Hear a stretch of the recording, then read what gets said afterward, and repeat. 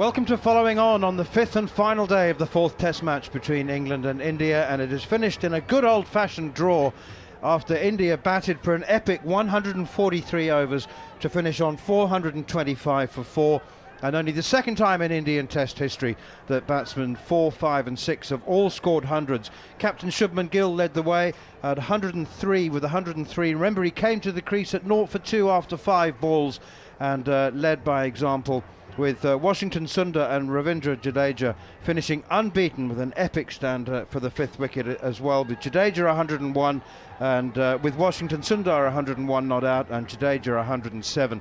England unable to take the wickets that they thought would come their way after 2 in the first 5 balls, but India showed incredible resilience and spirit and determination, and they now take the series alive to the fifth Test match at the Oval. Alongside us, Sid Monga, who's been once again an epic, I've used epic 3 times now, an important and very, very welcome part of our commentary team. Sid, first of all, let's talk about this performance from India. I mean, I have to say that they, as toothless as they were with the ball, this has been a really, really memorable performance with the bat.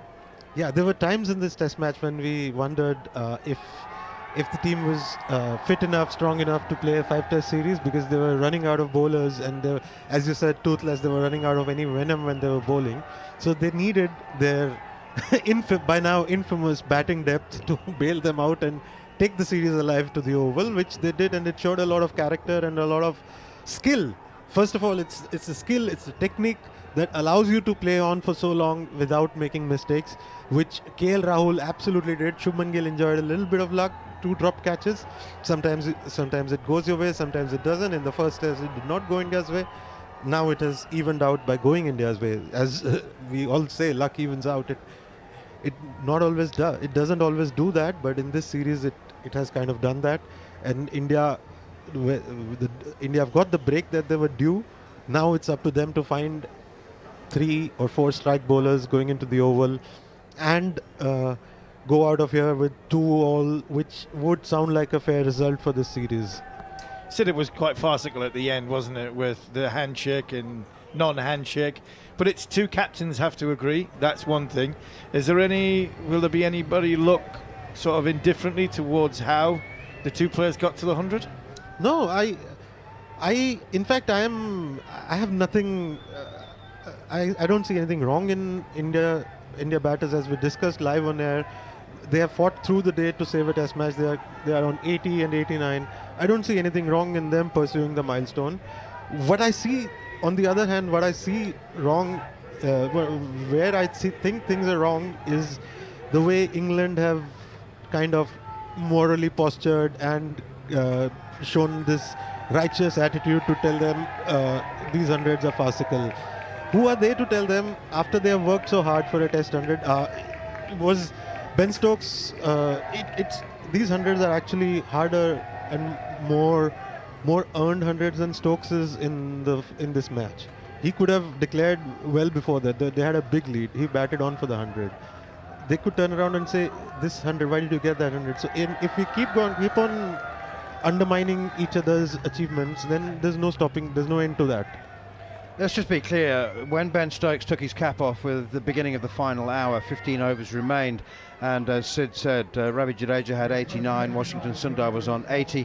Ben Stokes offered the draw, offered the handshake, and the batsman in the middle, the senior player, Ravi Jadeja, looked to the Indian change room, because as Harmy says, it's the captains who have to agree. And so I think it is evidently clear that it was Shubman Gill's decision, and he remained absolutely impassive. He did not say, "Yeah, take the draw, come in," and I think that was a statement of a man in his debut series as captain making a big statement, and it was like, "No, you've earned those hundreds, now get them." And if hundreds don't matter, if personal milestones don't matter, why do batters go back disgusted if it's 650 for 4 and they miss out on 100? If it's 650 for 4 in the first innings and they get out on 95, you've done your job. Why, if the personal milestone did not matter, then why were you so disappointed at getting out on that kind of a score? So it's just that, as we have also discussed earlier in the series, there are many things that should annoy cricketers, that should offend them, which downright bullying, downright cheating, appealing for catches you have not taken, appealing for LBWs that you know are not out, just in hope to get those wickets out when the other team is out of their reviews. So when you do all that, that does not offend you. After having played 36 hours of cricket, what's another 20 minutes? I just don't know why it offends them so much. Yeah, I agree. I mean, I agree. I think the spirit of cricket is only when you're on the wrong side of it. Yeah. 100%. I've always been a big believer of that. Shubman Gill was right in the press conference when he said England had 7 minutes and they only bowled 1 over. Questioned the spirit of cricket. I don't think this was a spirit of cricket thing. I think it was a captain basically saying to the two guys who have fought so hard, you can have your moment of glory. It came against Harry Brook, but who cares? You know, a special mention about the captain. I mean, what an innings that was. Absolutely. I mean, after fielding for 157 overs, I mean, you'll have wrote your column. All the former Indian cricketers would have been getting themselves ready with their pelters, and I would imagine it would have been shining his crash at, ready for what was going to come if the narrative was going to be, and then to 2 for nothing to walk out in the middle and perform like that. That's a special sort of leader, isn't it? Especially when his team selections are under the scanner. He's in every test. Is it his teams or is it Gauten's teams? I don't think he wanted. I reckon I'm 100% convinced that he did not want Shadul Thakur to play in this game. Reveal your sources, Army. Well, I'm not. I'm just looking at the way he bowled him. Bowling 11 overs out of 100 and plenty. I'm sorry, that's not a captain's pick. Yeah, I might not be able to write it, but yeah, I think he wanted Kuldeep Yadav in. But still, on the field, you don't go out and say, this is my team or his team. You fight for the team. You lead the team. At the end of the day, you're the captain. It goes. There's no stats guru column for coach, but there is for a captain. The loss goes under your name. And he went out, as you said, on the hat-trick ball. He gusted it out. And so he's actually temperamentally, he's very equipped to do nothing. Not a lot phases him. He's very even-tempered. He does not go up and down, unlike a few other players. So he's very, very. He was suited to this condition, this match situation. He has the technique, and somebody who was even more suited and who has an even better technique to bat out at is KL Rahul, who actually played an even better knock because he was at least dropped twice. KL Rahul did not give a single chance, and then when he got out, it took a ball that would have got anyone out to get him.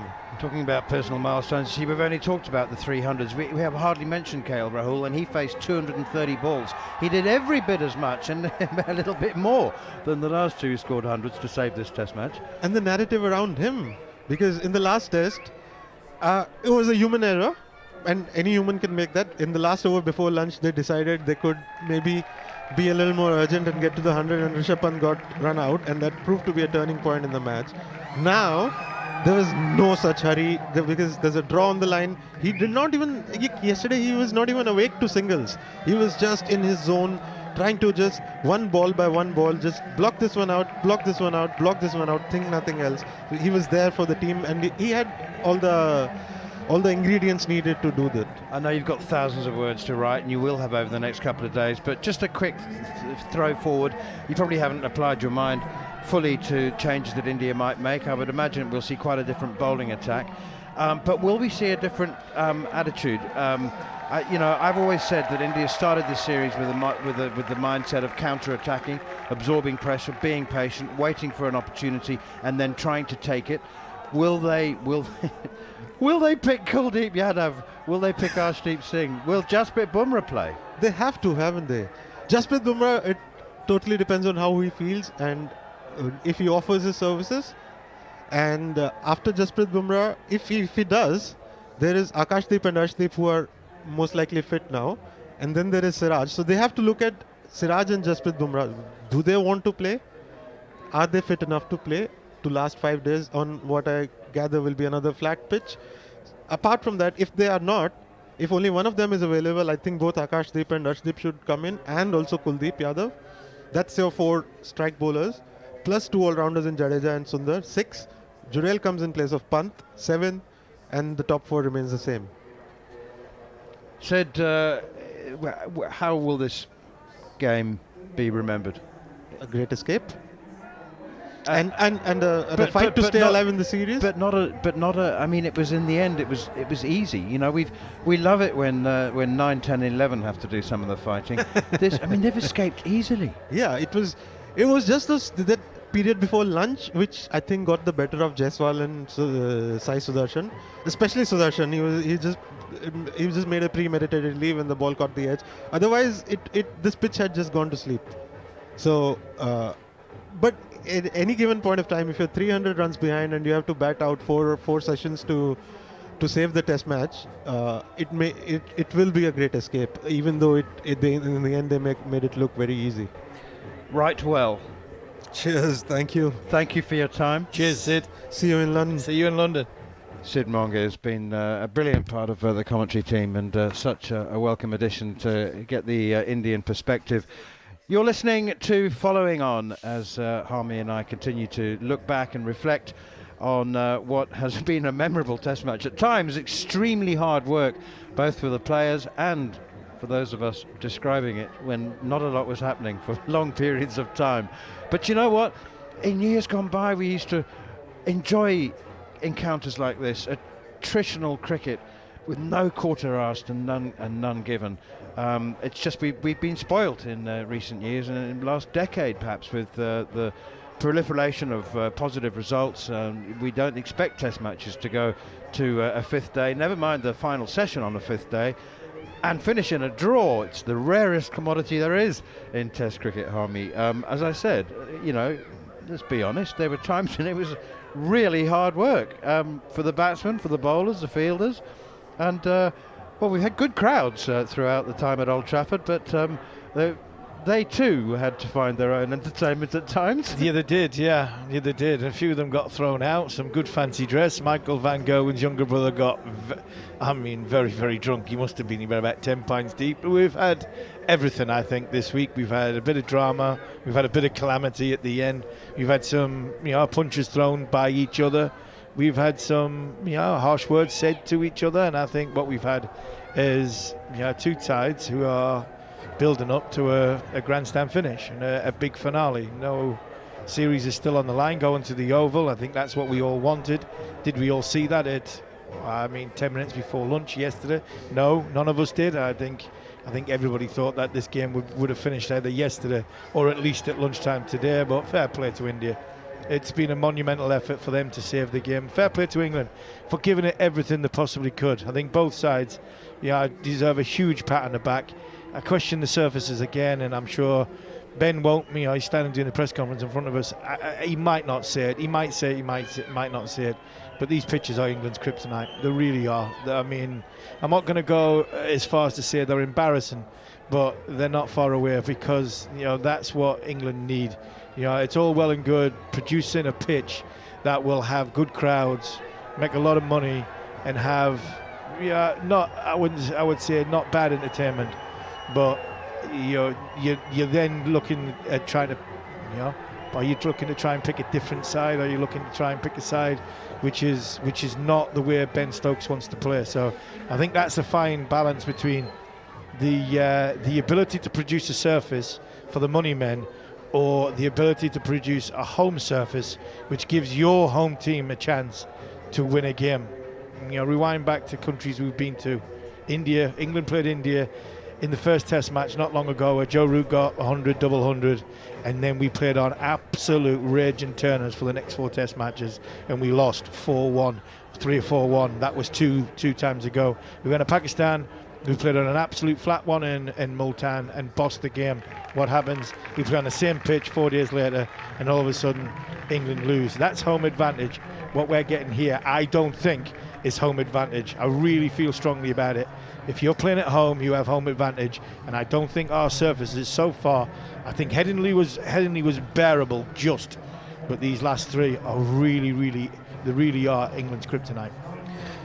Harmy, there were some fantastic batting performances. I mean, this was England's 5th highest total. The Crawley and Duckett with an opening stand of 166. Joe Root's 150.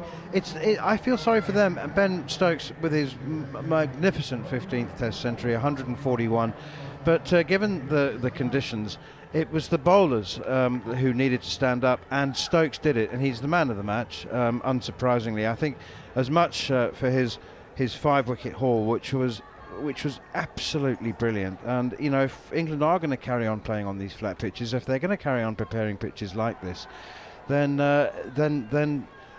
different skills are required, aren't they? Reverse swing, we didn't see very much of that at all. No, we're not seeing. We're not, because as we're looking now, there's the groundsman watering all the square. And he's in watering the pitch. I mean, I don't know who Lancashire play. Lancashire play Derbyshire on Tuesday or Tuesday. Looks as though they're going to play on that. I'm sorry, Mickey Arthur, but hey, get in early. Mickey, if you're listening to this, great friend of the show, bring 3 spinners, because that's what it looks like you're going to play on, because everything else seems to be underprepared. So, I mean, we can't get reverse swing because the outfields are lush. You know, we've got a pitch which isn't bouncing that much. We're trying to play a brand of cricket which is on the front foot. We're trying to play fast bowlers. Brydon Carter's bowling ball halfway down, and it's just dribbling to Jamie Smith. Jofra Archer's doing the same. You know, Ben Stokes bowled heroically in the first innings, and you could see, you know, these guys are tired, yes, but you can just see that. I mean, there's nothing there for them. You know, give them something to go at, give them something to go with, and they'll perform. I mean, there's some brilliant batting. I don't think either side deserved to be on the losing side. Root didn't deserve to be on the losing side. Stokes definitely didn't deserve to be on the losing side, being only the 4th person, you know, the first England captain to get 100 and a 5 in the same game, as well as I don't think Shubman Gill deserved to be on the losing side. Neither did K.L. Rowell. So a draw probably was a fair result all over 5 days. You know, what people haven't thought about is if we had another day here, you'd say India were going to win. You'd argue that India could win because they could get 150 in front, 180 in front, and if it starts spinning with Sundar and Jadeja, you'd have possibly said. Who says that it would start spinning on day 6? It may have needed day 8. Possibly day 8. But well, you know. But look, it's been another interesting Test match in what has been a great series. Forget this whether this series ranks with any others. It's been another excellent series, excellent Test match with a bit of needle, with excellent skill levels with a bat. I don't think the bowling has been up to its Stokes apart in this Test match to the rest of the series, because I think there's been some better bowling the rest of the series. Our spin would worry me a little bit in such a way that when everybody's been clamouring, I'm pleased that Liam Dawson's got a game. I'm pleased that Liam Dawson's had his chance, but I'm also disappointed because it's not. I'm never going to say I told you so, but a lot of people who have been shouting Dawson because of what he's been doing in county cricket. Anybody that played the game and understands the game properly would know that on a Test match pitch against proper Test match level batters, his ability to take a wicket would always be a struggle.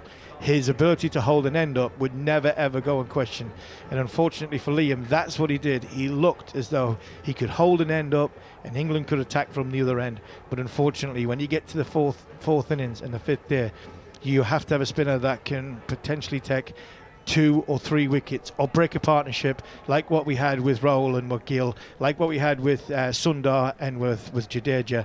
And unfortunately for Liam, he didn't have that X-factor ball to just break that partnership up. He bowled very, very well, but he didn't bowl what we need him to have, the skill sets he has. And they talk about Bashir.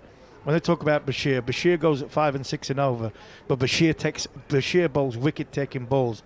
That's why Ben Stokes likes him. That's why Rob Key and Brendan McCullum like him. And he's a work in progress. Liam Dawson, unfortunately, the other way, he has had his work in progress. He knows his game. His game is limited in the wicket-taking stakes. And I think, unfortunately for Liam, over the course of these 5 days, he probably, if they were thinking about going to Australia, they might have to revisit that and look and think, we might need somebody else to go and bat at that number 8 and bowl the spin, because from a wicket-taking point of view, I don't think he really looked that threatening. Yeah, he's gone for 2 and over, Liam Dawson. 47 overs, 11 maidens, none for 95.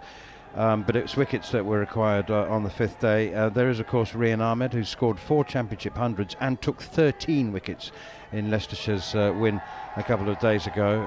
That is quite an all-round performance. I wonder whether they might go back. He bowls wicket-taking balls. Tom Hartley the same. You've got Carson down there. All these guys are the same. But at the end of the day, a bit like what Liam was before this Test match, sometimes you're a better player when you're not playing. Yeah. And don't have a go at Shoaib Bashir and make your mind on Shoaib Bashir too much, because for me, he bowls wicket-taking balls and he's a work in progress.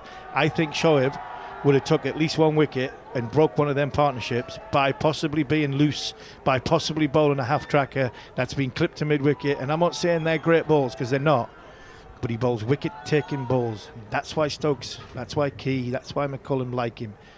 The rest, well, let's judge them when they have a game. Liam Dawson took 50 first-class wickets in the last few years. You're a better player when you're not playing. And I think we've just seen evidence of sometimes that better player when he's not playing. There's a reason why they're not playing. Okay, let's just look ahead to the Oval. It's a very, very quick turnaround. The players won't leave for London, I assume, until tomorrow morning. So they've only got really a couple of days to prepare. What changes? Gus Atkinson played a game for Surrey seconds. He bowled 30 overs, took 3 wickets. I don't know what the conditions were like, but he's got through 30 overs. Josh Tongue is obviously... obviously the England top 7 are at the moment untouchable. Does Dawson, does he play? Does Chris Woakes play? I would imagine that there'll be some fresh legs in the bowling attack. Will there? Tired bodies, tired bodies getting on that bus going down to the Oval. I think if I was in that selection meeting, there's only one question. Well, not the one question, but the first question. Where is Ben Stokes' body at? And I'll build my team and my bowling attack around that decision. If Ben honestly says I can bowl and I'm in the game, no problem at all, let's get going. I'll be fine in 2 days and I'm fit to go and bowl 35 overs in a Test match. And I bowl the spell that I did in the first innings here. If he says that's that, the bowling attack might look a little bit different. Then I think you could go with a Dawson and a Woakes plus a Stokes, and then Atkinson for Carse, because I think Carse could do with the rest, and then possibly Tongue in for Archer. If Ben Stokes wakes up tomorrow morning and goes, you know what, I think I might be playing as a batter and limit my ability to bowl, then all of a sudden I think Woakes' game is vulnerable, and I think you have to have 3 fresh seam options, possibly bringing Cook into the game, and then you'd have Cook, Carse, and either, I don't know where to go with this, whether to go with Cook or we'll go with Overton. If I go with Overton, Jamie Overton, who's played for Surrey this week, if you go with Jamie Overton, you've got Jamie Overton, Josh Tongue and Gus Atkinson in a Test match where the series is still on the line. That's still a bit of an ask, because Jamie Overton is still only 1 Test match in. Again, another one who is better for not being in the team. I'm still unsure whether you go Jamie Overton or Sam Cook. Sam Cook possibly gives you a little bit more volume of overs and a bit of control. But we've seen Chris Woakes in this Test series on these kryptonite wickets not be as effective. So you might just go hellfire and go, right, I'll go with 3 wicket-taking options in Overton, Atkinson and Tongue, and have Dawson to bowl the 40 overs for 95. In conclusion, Harmy, India have done something really special here. We talk about England, of course we do, and there was some... Ben Stokes' 572 will live long in my memory. I think it was one of the best exhibitions of fast bowling, and he's one of the fastest in the game. He's bowling quicker than Jasprit Bumrah in this game and moving it both ways. Very, very special. But, as I said, I feel for him, I feel for Joe Root, these great performances, and there were great performances, not ending up in a winning effort. But India have done something very, very special and need to be applauded. Oh, 100% applauded. 100% applauded. I think we just took a little bit of gloss off it at the end with the farcical way that the 2 lads got to 100, but that's a monumental effort. I mean, all 4 the Centurions. If if they'd walked off at 80 and 90 each, and then the 200 that's going, then this Test match I think would have gone down as a very, very special Test match, like it did in 05 when we got to the final ball in the third Test in Manchester then. But I think it just took a little bit of a shine off that farcical last 15 minutes. It really did, because I didn't think the series needed that.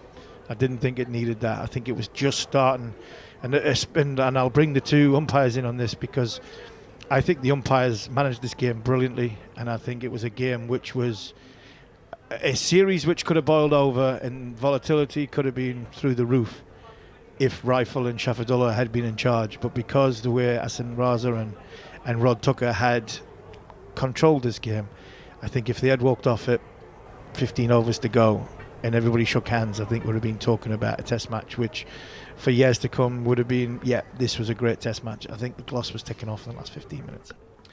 You're listening to Following On with me, Neil Manthorp, along with Double Ashes winner Steve Harmison, and a reminder that we'll be back with more ball-by-ball commentary on Thursday with a half-hour build-up at 10:30 a.m. Game starts at 11. The fifth Test between England and India from the Kia Oval, and reminder that's for overseas listeners on the talkSPORT Cricket YouTube channel. So make sure you head over there and subscribe. Hope you've enjoyed the action as much, or even if not more, than we have over the last 5 days. And we'll be back on Thursday. Talk to you then.